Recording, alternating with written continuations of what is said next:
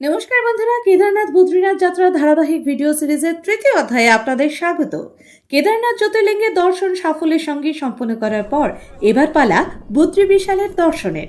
পরের দিন সকালে আবার হেলিকপ্টারে করে আমরা ফিরে এলাম ফাটায়। সেদিনটা পুরো বিশ্রামেই কাটিয়েছিলাম, কারণ কেদারনাথের প্রবল ঠান্ডা ও অক্সিজেনের স্বল্পতা আমাদের শরীরকে বেশ ক্লান্ত করে দিয়েছিল। পরদিন ভোরবেলা নতুন উদ্যমে রওনা হলাম বদ্রীনাথ ধামের উদ্দেশ্যে। পাহাড়ের আঁকাবাঁকা রাস্তা, একদিকে গভীর খাদ আর অন্যদিকে আকাশ ছোঁয়া পর্বতশ্রেণী, প্রকৃতির এই অপরূপ সৌন্দর্য আমাদের যাত্রাকে আরও স্মরণীয় করে তুলেছিল।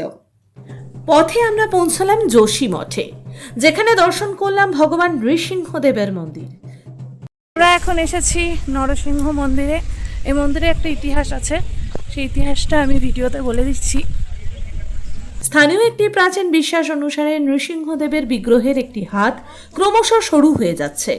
বলা হয়, যেদিন সেই হাত সম্পূর্ণভাবে বিচ্ছিন্ন হয়ে পড়বে, সেদিন নর ও নারায়ণ পর্বত একত্রিত হয়ে বদ্রীনাথের পথ বন্ধ করে দেবে।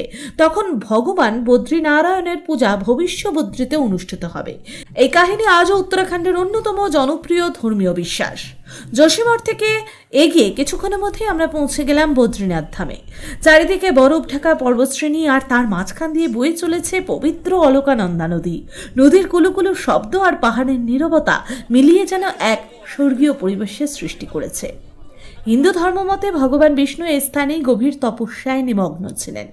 তখন দেবী লক্ষ্মী একটি বদ্রী বা কুলগাছের রূপ ধারণ করে তাকে তুষারপাত ও প্রাকৃতিক প্রতিকূলতা থেকে রক্ষা করেছিলেন।